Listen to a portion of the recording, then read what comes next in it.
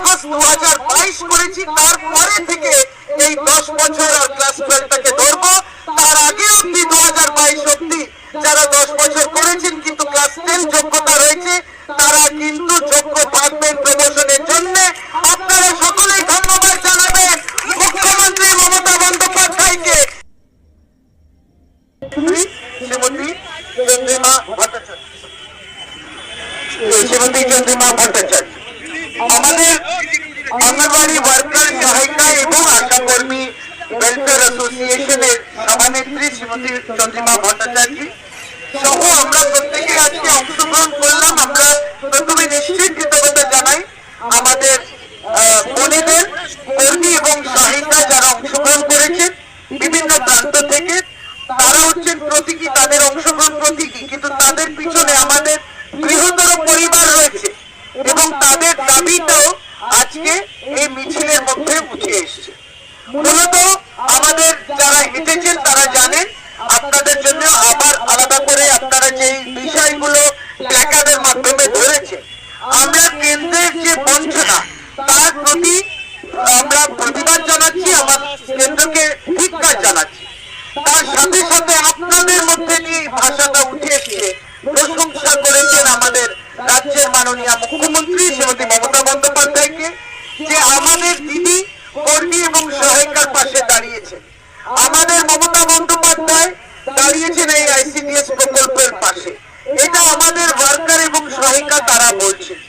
আমরা আজকে এই প্রশংসা, মুখ্যমন্ত্রীকে প্রশংসা আপনারা যেটা করেছেন সেটাকে যেমন তুলে ধরছি, বিভিন্ন পদক্ষেপ যেটা তিনি নিয়েছেন তার মাধ্যমে।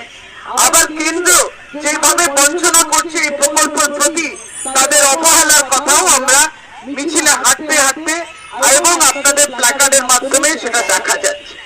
আমাদের প্রতিবাদ এই জায়গাতেও যে কর্মী এবং সহায়িকাকে যারা ব্যবহার করছেন, আমার পরিবারের যারা সদস্যরা রয়েছেন, কারণ আজকে তৃণমূল কংগ্রেসের ব্যানারে আপনারা হাঁটলেন, আমরা হাঁটলাম, আমাদেরকে সেই কর্মী এবং সহায়িকার কাছে পৌঁছে যেতে হবে যে আইসিডিএস প্রকল্পের ক্ষেত্রে যে কেন্দ্র যে বঞ্চনা করছে তাদেরকে বলতে হবে।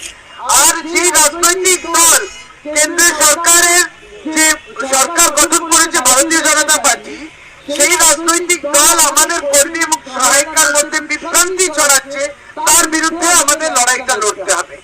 যদি কেউ করে থাকেন কর্মী এবং সহায়িকার লড়াই, আপনাদের দুটি উদাহরণ দিই, আপনারা সকলেই বলবেন এটাকে। আপনারা জানেন যে কি লড়াই আমরা করলাম, কারণ কর্মী যিনি শিক্ষক আর সহায়িকা যিনি রাঁধুনি, তাদের নিয়োগের বয়স ছিল 18 থেকে 45। আজ এত বছর যারা এই সিস্টেমের সঙ্গে যুক্ত আছেন তারা জানে, আমরাও সেই মর্মেই কাজ করেছি। এই অমানবিক বিজেপি সরকার কেন্দ্রে এসে সেই বয়স, নিয়োগের বয়সটাকে কমিয়ে 18 থেকে 35 করে দিল এবং এর বিরুদ্ধে এই রাজ্যের পক্ষ থেকে আমাদের দপ্তরের কে নির্দেশ দিয়েছে মুখ্যমন্ত্রী। আমরা অসংখ্য চিঠি লিখলাম যে যে মানুষটি রান্না করবে, খাবার পরিবেশন করবেন, তার বয়সটা 45 কেন করে কমিয়ে দিয়ে 35 করেছেন, কি এসে যায় তাতে বাড়তি সুবিধা কি? এই প্রশ্নের আজ অব্দি আমরা উত্তর পাই। আমরা জানি কিছু প্রান্তিক এলাকা থাকে যেখানে মার্জিনালাইজড কমিউনিটিস গুলো থাকে, বিভিন্ন এসসি এসটি ওবিসি সম্প্রদায় কিংবা আরো পিছিয়ে পড়া শ্রেণী থাকে, সেখানে এই বয়সটা খুবই গুরুত্বপূর্ণ হয়, কারণ সেই শ্রেণীর মানুষ থেকে কিন্তু নিয়োগটা হয়। কিন্তু কেন্দ্র সরকার দলিতদের পাশে তো কোনোদিন দাঁড়ায়নি যে হ্যাঁ আমরা যে 1 আগস্ট 2022 করেছি, তারপরে থেকে এই 10 বছর আর ক্লাস 12টাকে ধরবো। তার আগে অব্দি 2022 অব্দি যারা 10 বছর করেছেন কিন্তু ক্লাস 10 যোগ্যতা রয়েছে, তারা কিন্তু যোগ্য থাকবেন প্রমোশনের জন্য। আপনারা সকলেই ধন্যবাদ জানাবেন মুখ্যমন্ত্রী মমতা বন্দ্যোপাধ্যায়। এই লড়াইটা দিদিকে আমরা যখন বললাম, বললো তোমরা অনড় থাকবে। আমরা অনড় রইলাম দপ্তর থেকে, যারা রাস্তায় নামাচ্ছে আপনাদেরকে, তাদেরকে বলুন আপনারা কিন্তু এই লড়াইটা লড়লেন না। অর্থাৎ 2022 অগস্ট মাসের আগে যারা 10 বছর পূরণ করেছেন সহায়িকা এবং ক্লাস 10 কিংবা ক্লাস 8 রয়েছেন, তারা কিন্তু এখন কর্মী হওয়ার যোগ্যতা তাদের রয়েছে। সেইভাবে আমরা প্রমোশনের কাজটাও আগে বাড়িয়ে নিয়ে যাব, এটা খুব গুরুত্বপূর্ণ ছিল।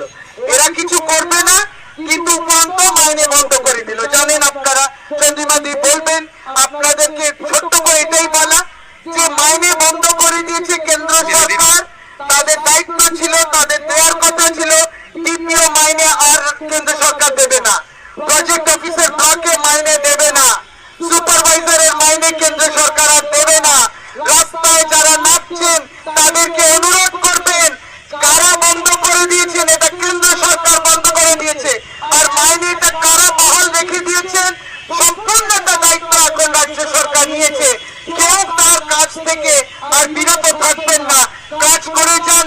রাজ্য সরকারের উপরে অ্যাডিশনাল বার্ডেনটা এসছে, রাজ্য সরকার তার ক্ষমতার মধ্যে নিয়ে মাইনেগুলো চালাচ্ছে। কারো মাইনে বন্ধ হয়নি, কর্মী সহায়িকার নেফটের মাধ্যমে ব্যাংকে সরাসরি মাইনে চলে যায়, কাউকে আর এসে কোনো পার্টিতে টাকা দিতে হয় না, তৃণমূল কংগ্রেসকে টাকা দিতে হয় না। সুতরাং সেই জায়গায় স্বচ্ছ পরিবেশ তৈরি হয়েছে। আজকে কেন্দ্র সরকার বিরুদ্ধে এটাই তো লড়াই যে বাজারে কি দাম, ছেলে মেয়েরা খাবে নাকি, বাচ্চাদের খাওয়াবো কি, অন্তঃসত্ত্বা মাকে খাওয়াবো কি। তারা তো গণতন্ত্র বৃদ্ধি করে না, 50 টাকা তারাও দেন তো 50 টাকা আমরাও দিই, কিন্তু সেই বৃদ্ধিটা আজ অব্দি খাবারে রেটে কেন্দ্র সরকার সকলে দেখিনি। এবার আমি মাইকটা নিয়ে অনুরোধ করছি আমাদের বক্তব্য রাখার জন্য আমাদের ওয়েলফেয়ার অ্যাসোসিয়েশনের সভানেত্রী শ্রীমতী চন্দ্রিমা ভট্টাচার্য, রাজ্যের মাননীয় মুখ্যমন্ত্রী, মাননীয় মন্ত্রী, তিনি তার বক্তব্য রাখবেন। আমি ধন্যবাদ জানাচ্ছি ডক্টর শশী পাজা এই অ্যাসোসিয়েশনের মিছিলে হাঁটলেন এবং রাজ্যের এই দপ্তরে ভারপ্রাপ্ত মন্ত্রী অত্যন্ত সুন্দরভাবে ব্যাখ্যা করেছেন যে কিসের জন্য আজকে আমরা ধন্যবাদ জ্ঞাপন করছি মাননীয় মুখ্যমন্ত্রীকে, আর কিসের জন্য আমরা প্রতিবাদ জানাচ্ছি, ধিক্কার জানাচ্ছি ভারতবর্ষে যে সরকার রয়েছে, কেন্দ্রীয় সরকার, তাদের। ডক্টর শশী পাজা সাথে সাথে আমাদের এখানে যারা আমাদের স্টেট কমিটির মেম্বার, তারা সবাই এখানে আমাদের এই অ্যাসোসিয়েশনের মিছিলে হেঁটেছেন এবং অঙ্গনওয়াড়ি কর্মী, সহায়িকা সকলকে আমি ধন্যবাদ জানাই। এবং যে কথাটা